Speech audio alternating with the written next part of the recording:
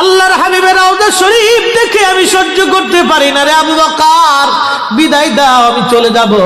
চলে গেলেন নবীর পাগল। সিরিয়া দামেস্কে যাওয়ার পরে কিছুদিন পরে নবীজি স্বপ্ন দেখায়, কিরে বেলাল, এটা কেমন জুলুম, কতদিন হলো তোমার কণ্ঠের আজান শুনি না। বেলাল রে, তোর কি মন চায় না আমি নবীর জিয়ারতে আসতে?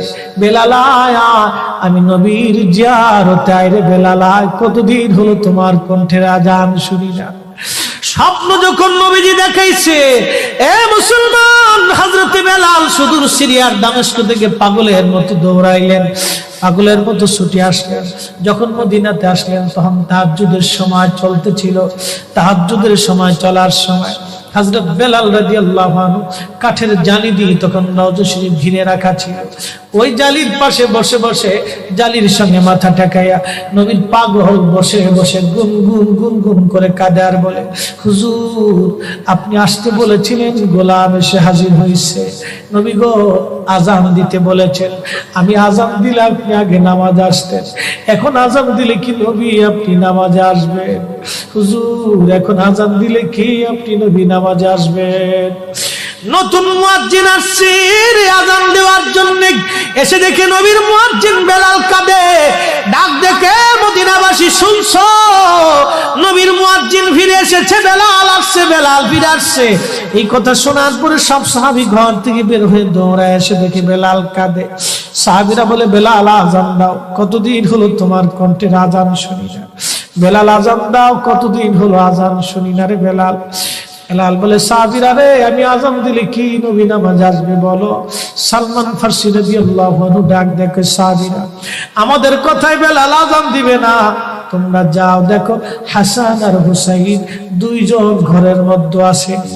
ইমাম হাসান হুসাইন রাদিয়াল্লাহু আনহুমা যদি বলে তাহলে বেলাল অবশ্যই আজান দিবে।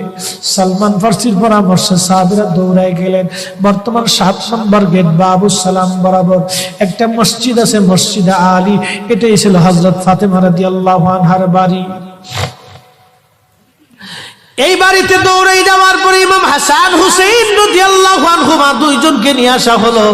দুইজনকে নিয়ে আসার পরে হযরত ইমাম হাসানকে দেখতে আমার নবীর মতো দেখা যাইতো, চেহারাটা রাসূল করিমের চেহারার মতো ছিল।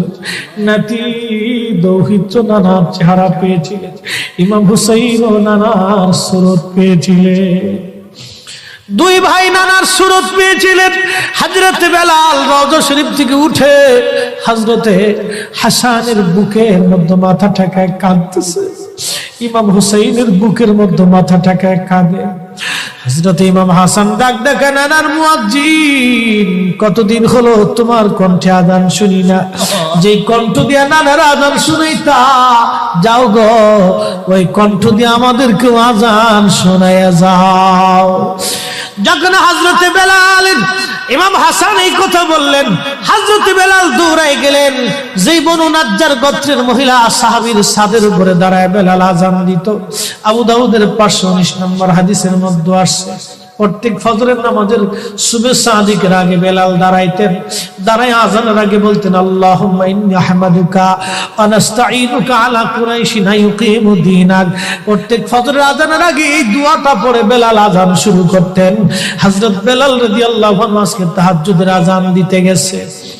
আযান দিতে যাওয়ার পরে হযরত বেলাল যখন আযান দিলেন, আল্লাহু আকবার, আল্লাহু আকবার, আযানের মধুর ধ্বনি সারা মদিনার রন্ডে রন্ডে ছড়িয়ে গেল। মদিনার ঘর থেকে সব সাহাবী বের হয়ে দৌড় মারছে। আবার যখন বলেন আল্লাহু আকবার, আল্লাহু আকবার, সব সাহাবী, মহিলা, বৃদ্ধ, বনিতা ঘর থেকে বের হয়ে দৌড় মারছে। যখন বলল আশহাদু আল্লা ইলাহা ইল্লাল্লাহ, মদিনার ঘর থেকে সব মহিলারা ঘর থেকে বের হয়ে দৌড় মারছে রে, আর কান্না করে, নবী বুঝি ফিরে আসছে রে। আবার যখন বলেন আশহাদু আল্লা ইলাহা ইল্লাল্লাহ, তখন মদিনার মানুষ কান্না করতেছিল, গুনগুন গুনগুন করে কান্না করে। মদিনার ভিতরে আওয়াজ বের হয়ে গেল, নবী বুঝি আসছে রে, নবী বুঝি ফিরে আসছে রে, নবী বুঝি ফিরে আসছে রে, নবী বুঝি আসছে। হযরত বেলাল যখন বলেন আশহাদু আন্না মুহাম্মাদুর রাসূলুল্লাহ, মদিনার মাটিগুলি থরথর থরথর করে কেঁপে উঠছে রে। মদিনার মানুষের কান্না বেড়ে গেল। হযরত বেলাল অজ্ঞান হয়ে জমিনের মধ্যে পড়ে গেলেন, তিনি বেহুশ। নবীর আশিক বেহুশ হয়ে গেলেন। বেলালের মতো আশিক যদি আমরা হইতাম,